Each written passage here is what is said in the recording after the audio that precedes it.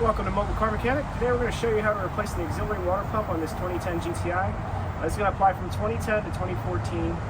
Let's get to it.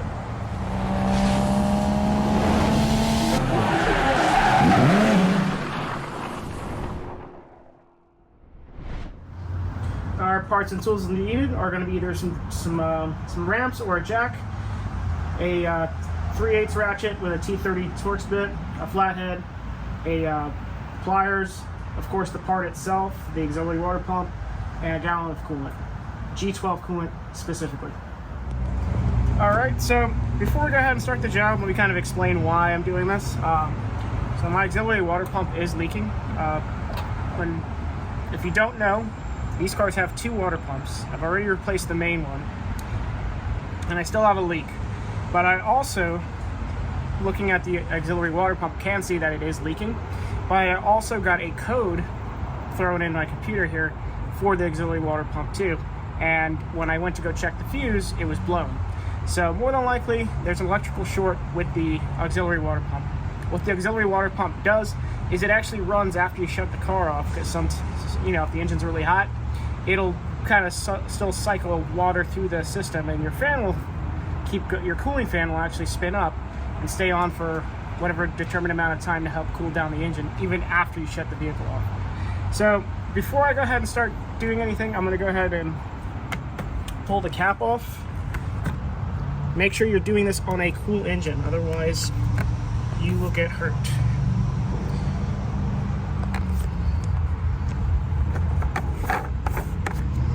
Alright, so now we're going to go to the bottom. Alright, so like I said, this pump was leaking. I don't know if you can see some of the residue from the coolant on this side of there. But what we're going to focus on, the two main areas that we're going to focus on are the hoses, or three main areas. So we have two hoses with clamps. We have a T30 Torx, and then we have a electrical connector. So because of how awkward it is, normally I use a flathead to undo the connectors on these. Volkswagen connectors are really stupid. So what I'm going to do, since it's bolted onto the block right now, I'm going to go ahead and undo this clamp here to go help drain any coolant that's in the system. And it's a lot easier when it's bolted to the engine block.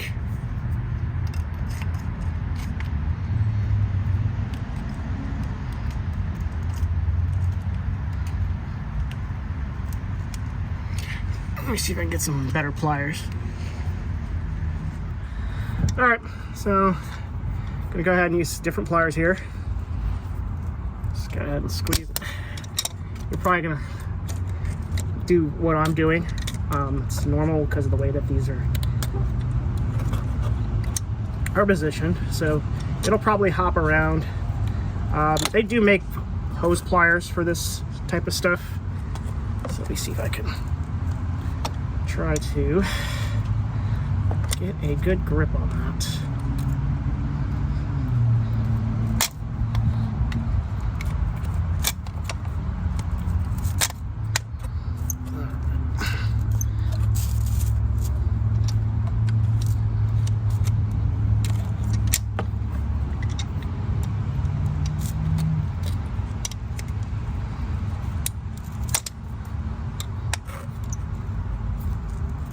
Well, I put myself in a pickle here, so I think what I'm going to do is just keep messing with it and see if I can get this to at least get further down. Alright, so I somehow managed to get it a little bit further down. I'm going to go ahead and try to maintain a good clamp, a good grip on it.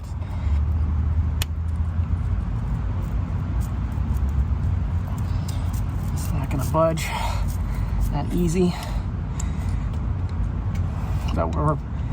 It might be easy if you spray some like WD-40 or something to help lubricate that. So it looks like we got most of that off. I'm gonna go to see if I can break the seal here. I'm gonna use a flathead. Just kind of break it loose a little bit, and then I'm gonna try to see if I can either use the pliers here to break that loose too.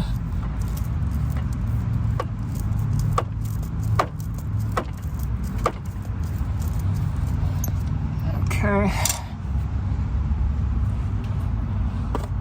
Better to have your pan ready. If it comes out, of course.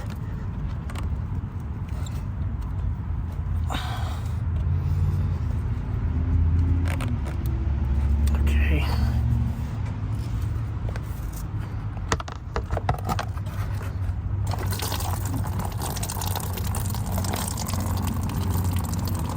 All right, so we're gonna go ahead and tackle the second clip first, second clamp, really. And hopefully it doesn't do the same thing to us that it did last time, but I don't think that's gonna be the case. Like I said.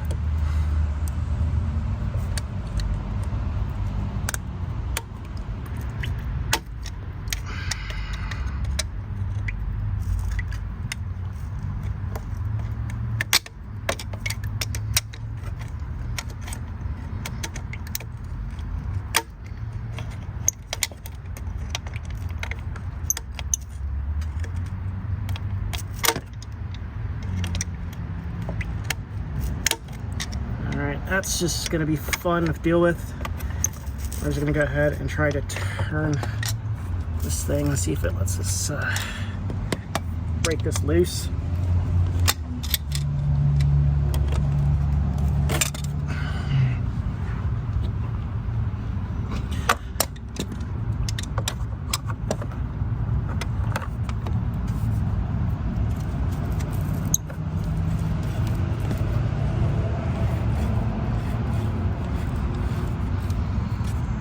Okay, got it spun out.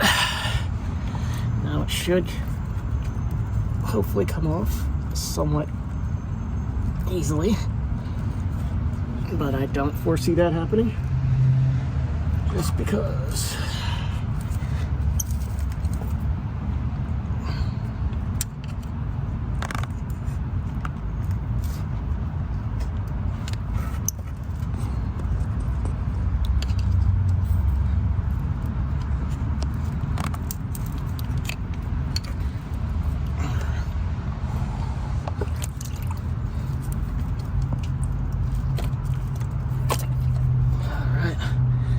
Finally off.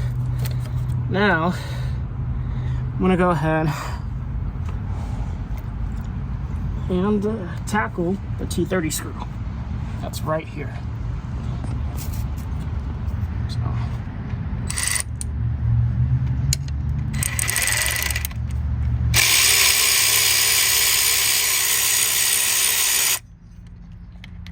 Okay, and now that that is out of the way, this is the connector that we're gonna have trouble with.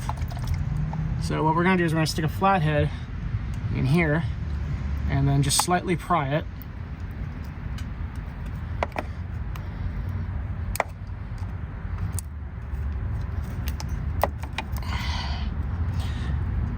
Sometimes you gotta push down on it and then do the clip.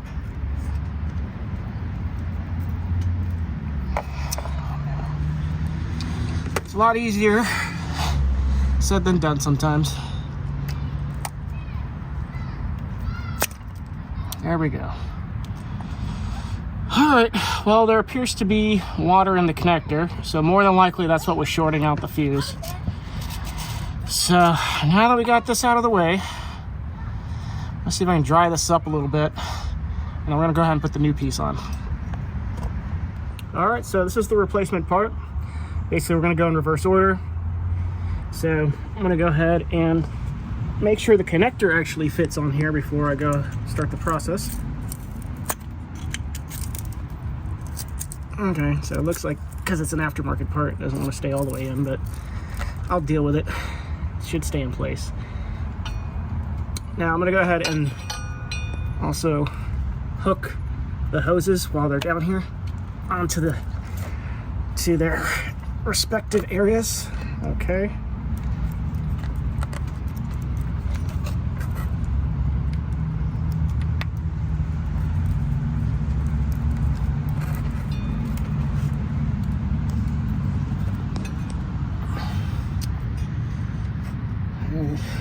to make it a little bit easier for myself, I'm gonna mess with this clamp. Move it up just a little bit more because I want it to go down more. There we are. So now that they're fully bottomed out, I'll go ahead. Let me see if I can. It'll be easier if I just go ahead and tighten it this way instead of having it mounted first. It might be easier too to have some like WD-40 or a silicone to kind of help you get this on there. You can also use probably some of the coolant.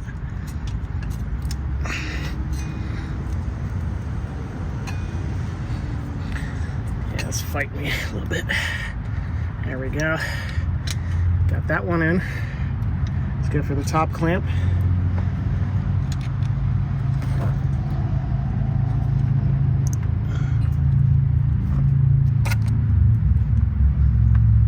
Okay. And the problem is, stupid angle here. There we go.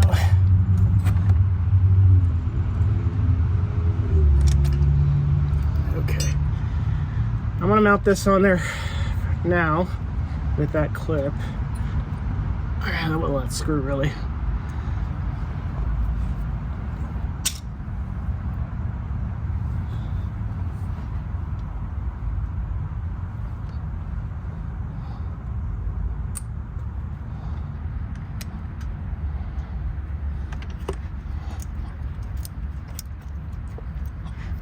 I don't like that the wire's getting stressed for some reason.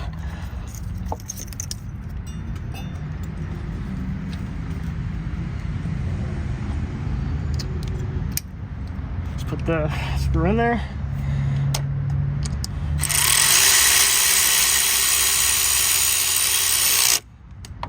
All right, that is now secured. That is now plugged in. Let me just orient this the way I want to a little bit. Try to match it up to where it was before.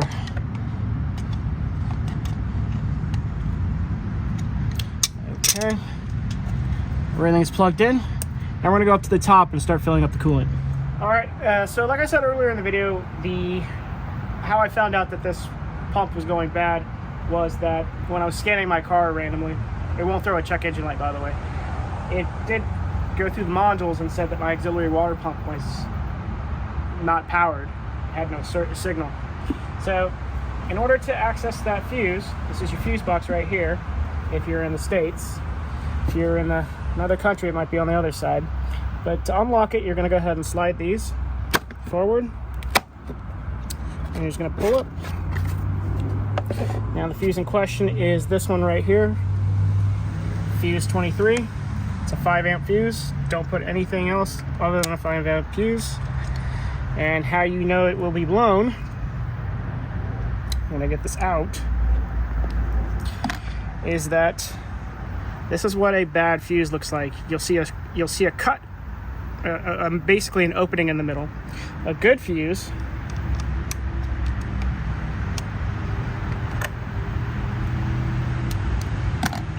will look like this. You'll see that there's no disconnection between any of that. So that's really the main difference. So I'm gonna go ahead and put a replacement fuse in there. Just give me 1 second to do so. Let me put the sample fuse away.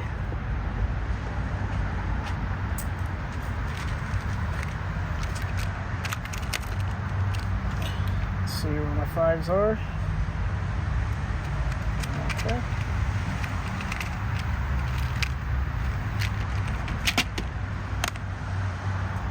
And for people who are not aware of how to do certain things on cars, it does not matter which direction it is in. I just like to match the orientation of the number. You can barely see the number, but it's in the correct orientation. Just gonna go ahead and put it in there.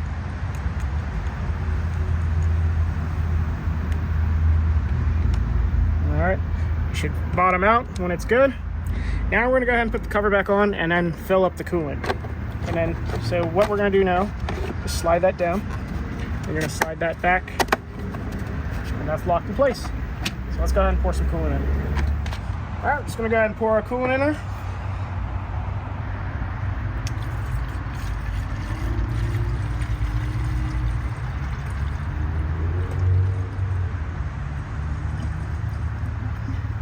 believe this takes, I think, G12 coolant. I like to use whatever equivalent or anything that's compatible with the Volkswagen cooling system. That bubbling you're hearing is air escaping out of the system here. Alright, I'm going to let that settle. And then what I'm going to end up doing is I'm going to end up starting up the car. This level should drop once the thermostat opens. So we're going to go ahead and leave the cap off, because what that's going to do is, as the engine heats up, it's going to start boiling the coolant to get out the air pockets, the air bubbles that are going to happen, but also it's going to help cycle the coolant. The water pump will help cycle the coolant as well. So let's go ahead and do that.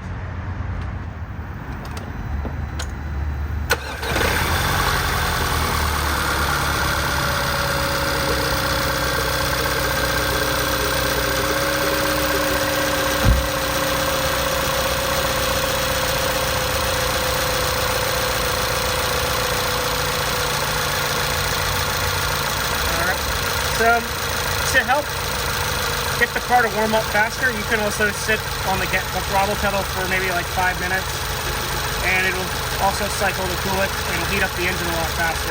But I'm just going to let it idle. Alright, as you can see, the level has dropped from where it was around here to down there. I'm just going to top it off a little bit more.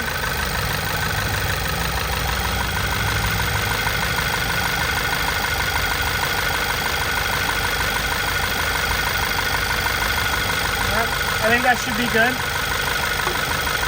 And a good way to make sure that the coolant has cycled through everything is turn on your beep. If you have hot air, that means it's cycled through the system and the thermostat is open. That's it. All done. Thanks for watching Mobile Car Mechanic. Today we just showed you how to change the auxiliary water pump on this 2010 GTI. Again, this is going to apply from 2010 to 2014. Thanks for watching, and see you on the next one.